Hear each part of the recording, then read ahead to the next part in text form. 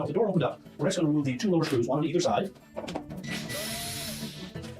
as you're removing the second screw, be sure to support that outer door panel to the inner door panel.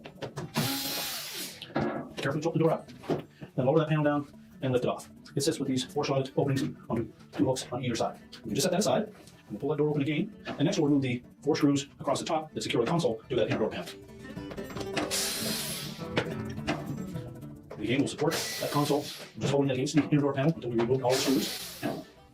Tilt the door back up, right? And then just lift that console away and carefully lower it down, and the harness should support the weight of that. Next, we're going to remove the two wire harnesses from the door switch. You may find those on there quite tight, so just take a flat blade screwdriver and go in between the harness connector and the switch and pry those off.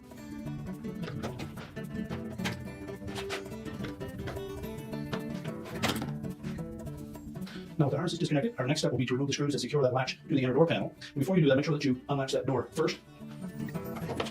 These are typically a number 25 Torx screw. And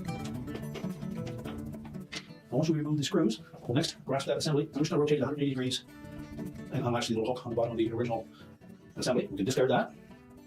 Now, the new latch assembly does not have that locating tab on the bottom. However, there are two locating pins that need to line up with these two openings above the screw holes.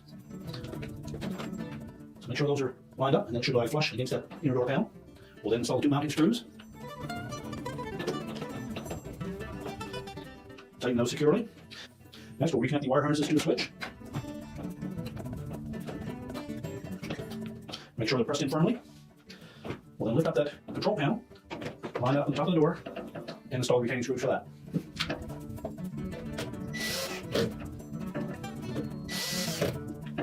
Once we have those screws installed, we can then put the outer door panel on. We want to make sure that we line up those slots in that outer door panel with the tabs on the inner door panel.